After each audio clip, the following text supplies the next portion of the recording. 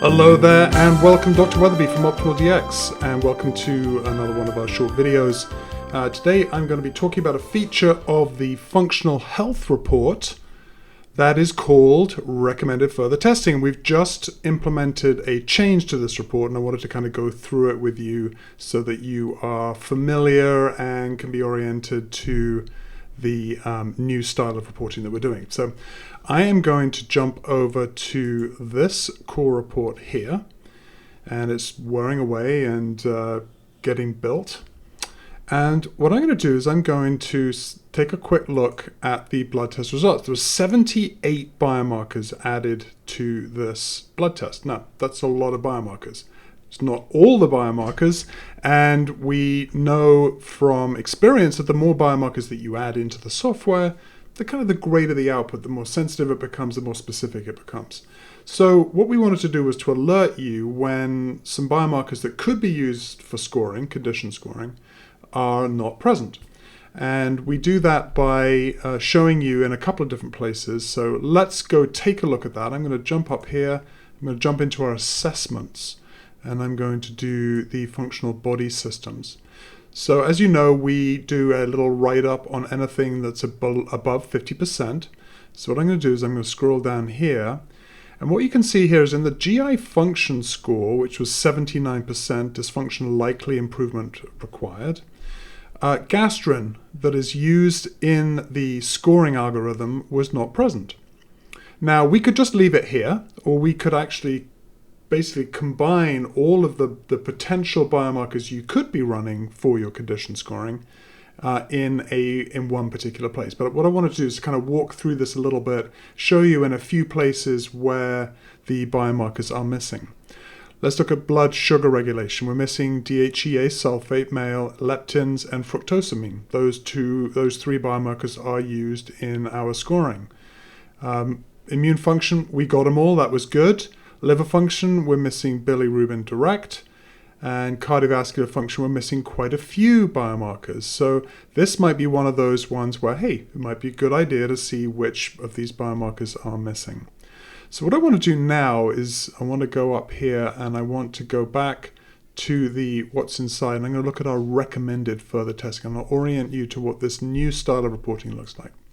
So the first thing we do is we actually have an aggregate way of creating an algorithm that identifies which systems might need to be further tested. So in this particular case, there's a need for additional lipid testing, potentially for parasites and allergies. But the area I think that most people are interested in learning a little bit more about is this area down here, future test recommendations. So what we've done here is create a list of the biomarkers that were missing, what probability of dysfunction scoring they are part of, and what system we're looking at. So active B12 is used in our vitamin B12 folate needs scoring. And if we go back up to the top here, you'll see that the vitamin B12 and folate score was 58%. So let's go take a look at that, make sure that we're actually vitamin B12 was 58%, and if we go down here, and if we click here, we'll jump down to the scoring here, and sure enough, vitamin B12, active B12, was missing in this scoring algorithm. So this is one area where you can kind of collate and see what was missing, or you could go and look at the further testing report, recommended further testing. So active B12 was missing in the B12 folate need, and you can see there's quite a few of these ones that are missing. And the reason why we group them by biomarkers is that you can go see the relative significance that that particular biomarker might have on future panels. So you go, wow, leptin male appears in a lot of this blood sugar dysregulation stuff. Wouldn't it be helpful the next time that I run a biomarker panel on this particular patient getting that leptin score, because it's going to add weight and significance, positive or negative, i.e. contributing to a dysfunction score if it's out of the optimal, or by bringing the scoring down if it is within the optimal range, and therefore it is contributing significance into that scoring by its mere presence and having been run in your blood test. So that's the leptin male. You might want to do that because it's part of 4 different scoring algorithms here. Lipoprotein A, part of the cardiovascular function. Methylmalonic acid, B12 and folate. So what we wanted to do is to give you one place where you can see the contribution that an individual biomarker might have on one of our probability of dysfunction scores. So that's the recommended further testing. That's the future test recommendations requirements here. So I hope you find that helpful.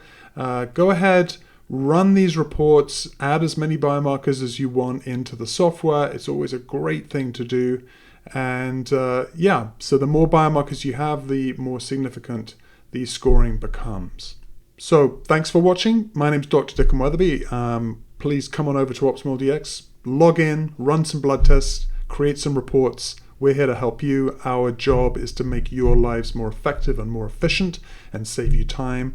And potentially with our treatment plans, you could even be adding a revenue stream into your practice. So come on over to Optimal DX, get started.